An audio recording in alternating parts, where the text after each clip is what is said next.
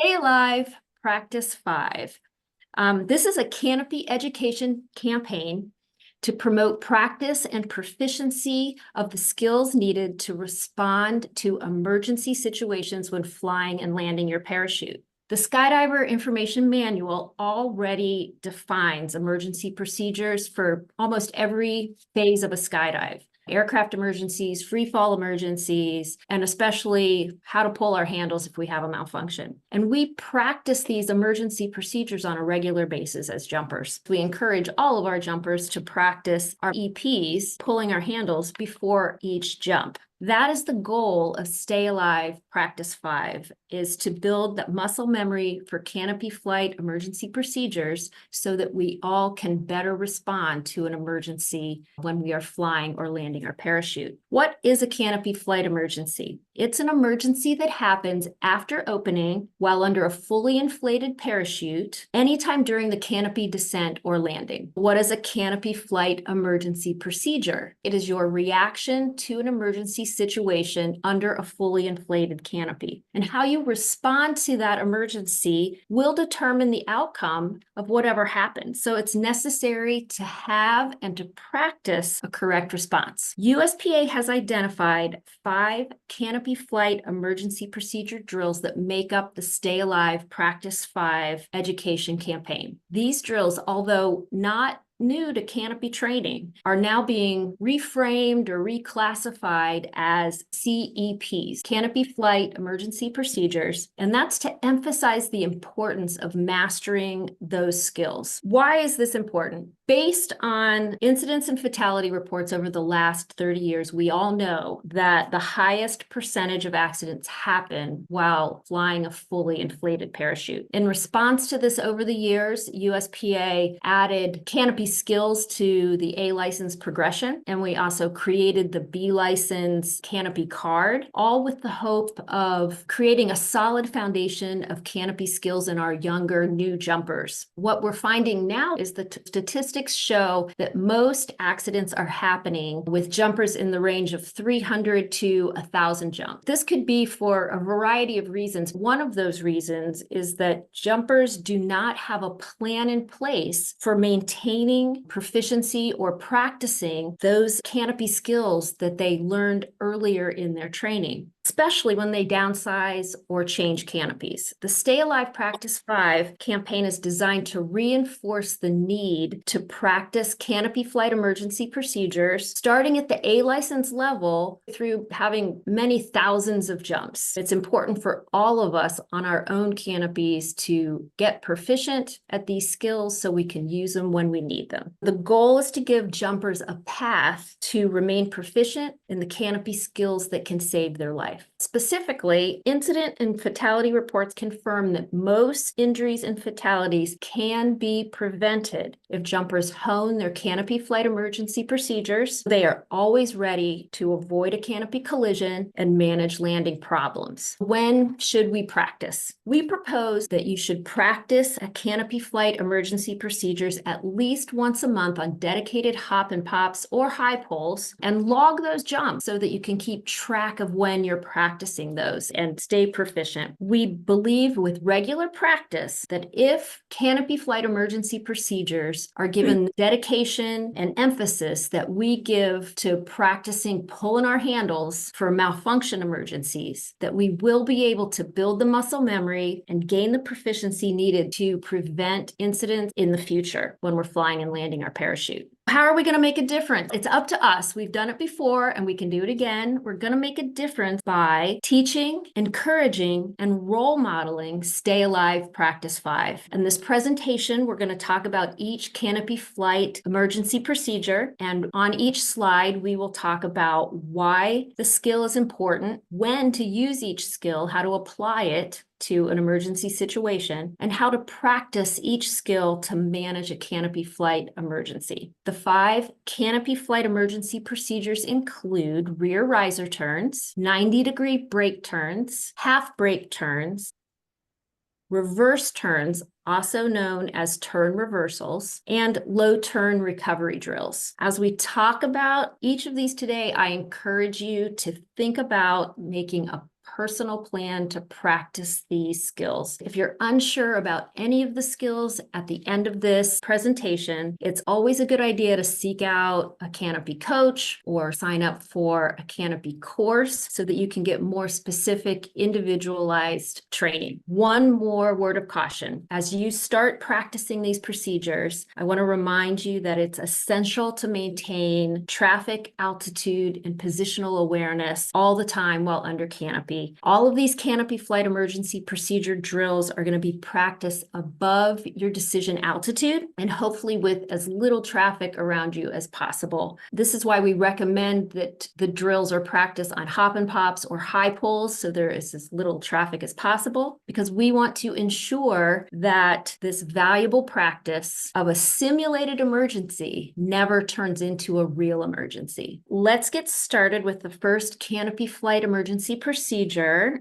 rear riser turns. Thank you, Sherry. All right, so rear riser turns. Why? Practicing rear riser turns is important to understand the full range of rear riser inputs for your canopy at your wing loading and to control the canopy without using your toggle. Steering using rear risers with the brakes still set is the fastest way to change direction after opening. When rear riser turns can be used for canopy collision avoidance after opening or during the canopy descent. Rear riser inputs can also be used to make a parachute fly straight while evaluating a possible malfunction. How? Rear riser turns should be practiced with both brakes stowed and unstowed. First, with brakes stowed, immediately after opening, after determining that the canopy is flying straight and stable, place both hands on the rear risers, clear your airspace, and perform a 90-degree turn. A method for performing rear riser turn involves grasping the area above the toggle stow and pulling downward only until your elbow forms a 90-degree angle. Take note of how far you need to pull down the rear riser to accomplish this quick and stable 90-degree turn. If you are approaching a head-on canopy collision right after opening or anytime under canopy, remember to follow the rule of the road and always turn to the right. Practicing with brakes released. After releasing your brakes and doing a controllability check, clear your airspace and with the toggles in hand, grasp the area above where the toggles were stowed and pull downward to where your elbow forms a 90-degree angle to complete a 90-degree turn. It is important to know the limits of your parachute at your wing loading to execute the most effective collision avoidance rear riser turn while maintaining a stable wing. Overly aggressive turns with the rear risers can result in a canopy stall and or line twist. We had an incident in 2023 where a jumper reportedly had a bad habit of using aggressive rear risers in the pattern. And at approximately 600 feet, the jumper did a rear riser turn that resulted in a low altitude partial collapse and line twist that were irrecoverable. This was a new canopy for the jumper, and knowing the limits of the canopy would have prevented the entire incident. Couple notes here that I just wanted to highlight. For group questions regarding the decision to cut away versus land with rear risers in the event of a stuck or missing toggle, we advise the jumper to seek out the appropriate one-on-one canopy training with a canopy coach. There are many variables to consider when making the decision, and a general discussion may lead to misunderstandings. If rear risers are used in the pattern at 1,000 feet or less and result in line twist, the appropriate response is to pull the reserve immediately. Wasting time and altitude trying to fix a problem at a low altitude is a bad decision. In a malfunctioning emergency, regardless of how it happened, canopy collision, canopy collapse, or line twist, the only important altitude to think about is, am I above or below 1,000 feet? This immediately tells you the options for pulling your handles, either to cut away or just go to reserve. Next drill, 90-degree brake turns. Why are we practicing these? Brake turns is a skill that's used to change direction under canopy while losing as little altitude as possible, slowing forward speed and maintaining a level wing with stability under the parachute through the maneuver. When are we going to do this? While flying your parachute in brakes slows your forward speed and descent rate, buying you precious time and altitude to make decisions. Anytime your pre-planned canopy descent is not going as planned, you go to brakes and assess the situation. This may allow you to make a new landing pattern that will not require a brake turn. However, if you find yourself in a tight or unfamiliar landing area, a braked turn can be used for object avoidance on landing, as it may require a maneuver at a lower altitude altitude. Having this skill dialed in may be one of the most important things you can practice. Executing a brake turn allows you to change heading and honor the #1 landing priority, landing with a level wing. How are we going to do these exercises? We're going to practice our brake turns from the slowest speed at which the canopy can fly above the stall point. If you don't know what the stall point is on your current canopy, you have to find that out first. Negative brake turns. A negative brake turn is to practice the slowest speed brake turn, losing the least amount of altitude. First, check your canopy altitude, position, and traffic. Pull both toggles down smoothly and evenly to deep brakes just above the stall point. Take note of where your hands are on your body as a reference to build muscle memory. Raise one toggle slightly to initiate a 90-degree turn in the opposite direction. Push the toggle back down evenly to even out with the other toggle to stop the turn. Try to change heading as quickly as possible while keeping a level wing. Positive brake turns. To practice positive brake turns from the 1/2 to 3/4 brake position, pull both toggles down evenly to at least a 1/2 brake position. Push one toggle down slightly to initiate a 90-degree turn. The deeper in brakes the canopy is flown and the turn is initiated, the less altitude will be lost during the turn. Practice changing heading as quickly as possible while keeping a level wing.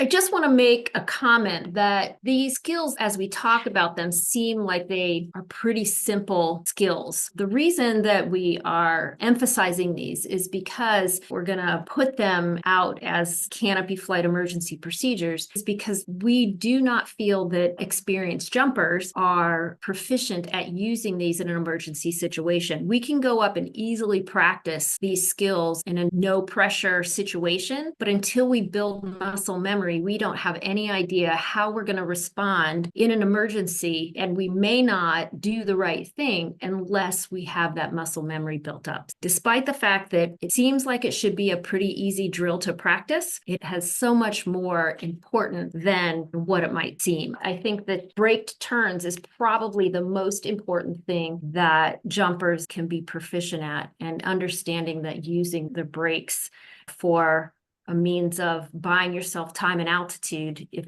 anything goes wrong in your flight plan on any jump, go into brakes. Just like if you are driving your car and something weird happened, the first thing you're going to do is slow down.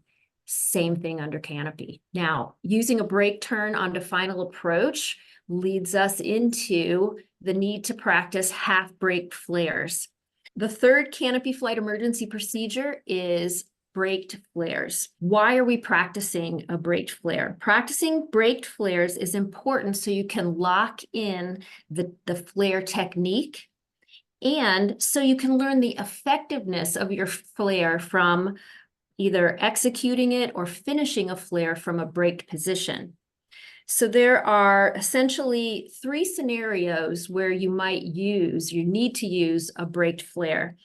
In general, anytime that you find yourself at a low altitude, flying in brakes, and you don't have time to return to full flight before your flare, knowing what we know about a flight cycle and not wanting to induce that flight cycle, you may be in a position where you need to flare from a brake position. The first scenario, if you initiated your flare too early and you need to hold in brakes for a few seconds. As you're holding in brakes to get a little closer to the ground and your canopy is settling out into that braked position, to get the most effective flare for that landing, you probably will need to use a braked flare technique. The second scenario may be if you have just used a brake turn to avoid an obstacle on landing and you find yourself close to the ground, needing to keep your hands in that braked position so you avoid inducing a flight cycle, then you also may need to use the braked flare technique in order to have an effective flare for that landing. The third scenario could be if you initiated a turn too close to the ground and you needed to neutralize that turn by going into brakes and then holding into brakes. Now, if you turn too close to the ground, you are not going to have time to go back to full flight before a flare. Using the braked flare technique to get an effective flare in that situation would be a good application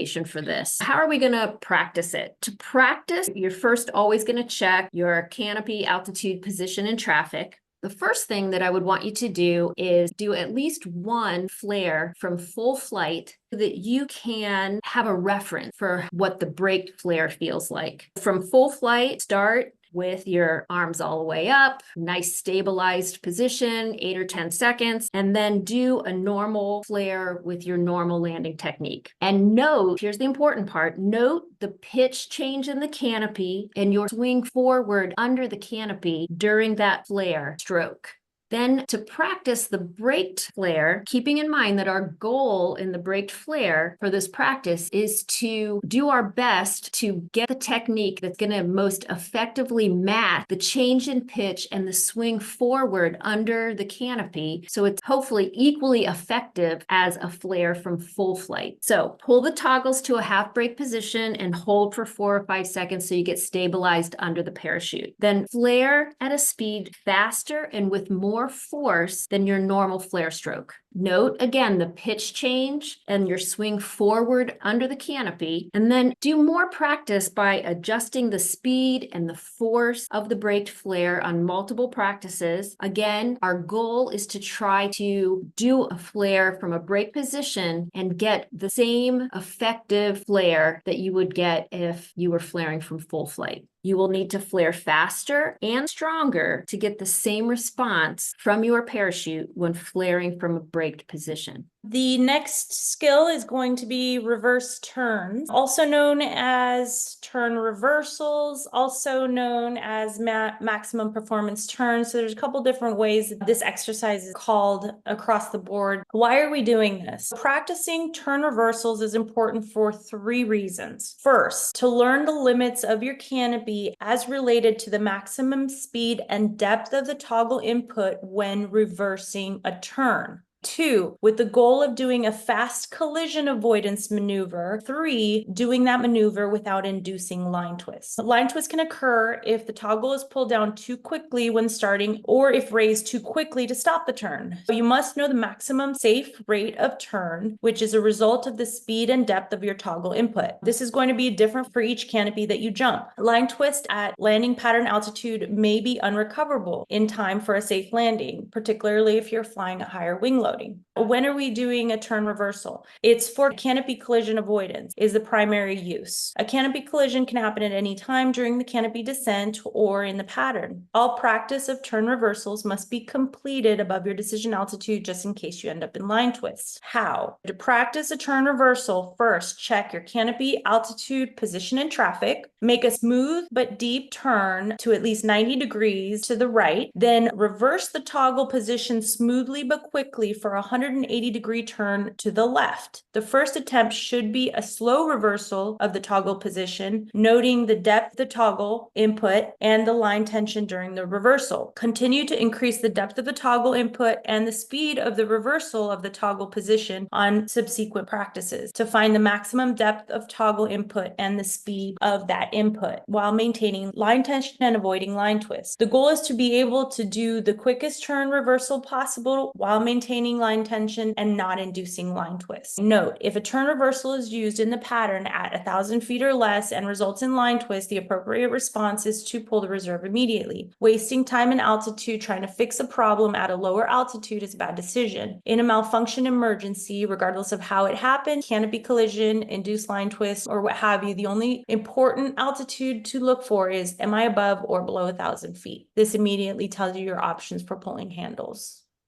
So the last of the canopy flight emergency procedures is low turn recovery drills. Why are these important? Practicing low turn recovery technique will build muscle memory, allowing jumpers to quickly neutralize a turn. What does neutralize a turn mean? What's the difference between stopping a turn and neutralizing a turn? Generally, when we fly our canopies, we initiate a turn by pulling down a toggle and we stop a turn by letting it back up. And when we let it back up, up, we're back in full flight, full speed ahead. Neutralizing a turn is the opposite. To neutralize a turn, the jumper pulls a toggle down to match the other toggle, resulting in both toggles being in a braked position. Now, this is important because this maneuver not only stops the turn, but it also slows the descent rate and the forward speed, achieving a level wing as quickly as possible, hopefully in time for a strong braked flare before touchdown. If you've started a turn too low, you're probably going to be too close to the ground to do anything other than a braked flare. When do we use low turn recovery? We use low turn recovery anytime you find yourself in a turn too close to the ground, when there's not enough time or altitude for the canopy to level out without immediate input from the jumper. A low turn recovery requires neutralizing the turn as soon as the jumper recognizes the mistake, with the goal of returning to level flight and being prepared to flare from that brake position.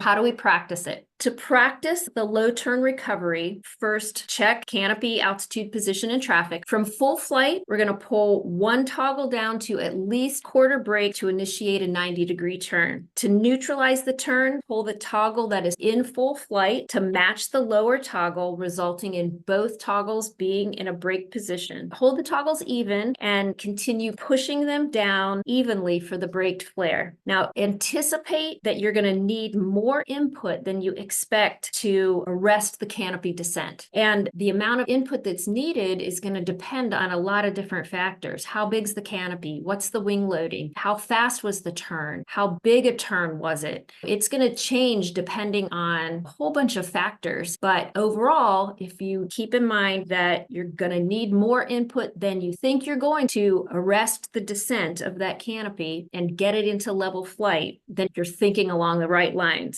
For the practice, neutralize the turn, finish with a brake flare, slowly go back to full flight, let the parachute stabilize out again, and practice it again. In a real low turn emergency, immediately neutralize a turn, hold the toggles even, push hard for a braked flare, and do a parachute landing fall. I know that a lot of the professional canopy pilots practice this on a regular basis because they're doing big turns and they're going fast and they've got small canopies. So they practice arresting the descent of their canopy just in case they need it. If we can take that practice down all the way to A-licensed jumpers, then we're going to be building good habits from the very beginning that hopefully will address the issue that I mentioned at the beginning of most accidents happening to jumpers between 300 and 1,000 jumps. So in review of the Stay Alive Practice 5 campaign, why did the USPA develop this education initiative? Most incidents and fatalities that occur are from canopy collisions or landing errors that can be avoided with the proper practice of these CEPs, Canopy Flight Emergency Procedures, as they are outlined in the USPA's Stay Alive Practice 5 campaign. The drills in this campaign must be rehearsed with the same attention and dedication that is given to our malfunction EPs, in order for us to develop the muscle memory and be able to use them appropriately when the time comes. When should you practice? To keep the canopy flight emergency procedures sharp, a jumper should practice each skill on dedicated hop and pops or a high altitude jump at least once a month. All jumpers need to explore their canopy's performance characteristics and limitations. How do you make this campaign successful? We need the commitment to be proficient. That means all of the people who are on this webinar that are leaders in the sport should commit to being proficient in their own canopies and be good role models for all of those that are watching what we're doing that are on the drop zone. Log your hop and pops so you stay on track, be a role model, encourage other jumpers to go out on a monthly basis and practice their canopy flight emergency procedures and help change our canopy safety culture. Furthermore, these flight emergency procedures are very important when preparing for any canopy change. Expecting a new to you canopy to have the same performance and skill automatically transfer over to the new platform can be a deadly mistake. And that brings us to the USPA downsizing best practices form. USPA is introducing a downsizing best practices form. Downsizing is a significant event for jumpers, and it comes with increased risks. It warrants practice and having enhanced skills. We developed this form not only as a tool for jumpers to assess their own skills and readiness to downsize, but also to help safety and training advisors and instructors to be able to guide jumpers in making informed, safe decisions when considering a downsize. When thinking about downsizing, we all need to focus on the importance of skill and competency over just the number of jumps or the time in sport that somebody has. Skydivers often feel when they're advised that they shouldn't downsize yet, that it's a critique of their abilities. And really, it's not. Most of the time when we say, no, you're not ready, it's simply because the jumper doesn't even know what they need to do or what they should be practicing in order to show that they're ready for a change in their canopy or to downsize. And we hope that the downsizing best practices card will help us all meet that goal because it has specific information on there for us to use. The role of the downsizing best practice form is multifaceted, serving as a crucial tool in guiding and ensuring the safety of skydivers considering a transition to a smaller parachute. Its primary functions include a self-assessment for the skydiver, considering factors like total jumps, experience with the current canopy, and wing loading. It also guides a decision-making process. It helps in making informed decisions by outlining factors to consider before downsizing, such as completion of canopy courses. Skill verification, it lists specific exercises for the skydiver to perform proficiently before considering a downsize. It also creates an opportunity for professional involvement. It facilitates structured interaction with instructors, drop zone operators, safety and training advisors to assess the readiness of the jumper. It evaluates safety and risk management. It ensures safety by requiring a thorough assessment and skill demonstration. It promotes responsible progression. It encourages a safety culture, emphasizing skill and proficiency over external pressures. Well, hopefully the use of this downsizing best practices form will give you some concrete skills that people can check off, get signed off, get advice on, and practice at each stage of their downsizing decision-making process, and which is why we set it up in 3 phases. Figure out if you are ready. When you are ready, make sure you learn your new canopy and learn it in a specific order and do all of the canopy skills. And then even more importantly, in the big picture, once you have that canopy, stay proficient at those skills. Doing them once when you first start jumping a new canopy doesn't do you any good when 200 jumps later, you're landing in a tight situation and need to do a flat turn and a braked flare effectively so that you can land safely. Every single jumper leaves the plane on every single jump with a plan to land safely. And unfortunately, it doesn't always happen. But right now, you have the power to ensure that it happens for yourself and for the jumpers that you mentor by giving canopy flight emergency procedures the same attention and emphasis that we give to EPs for malfunctions and maintain proficiency. So let's do it. Let's make a difference. We have the power to.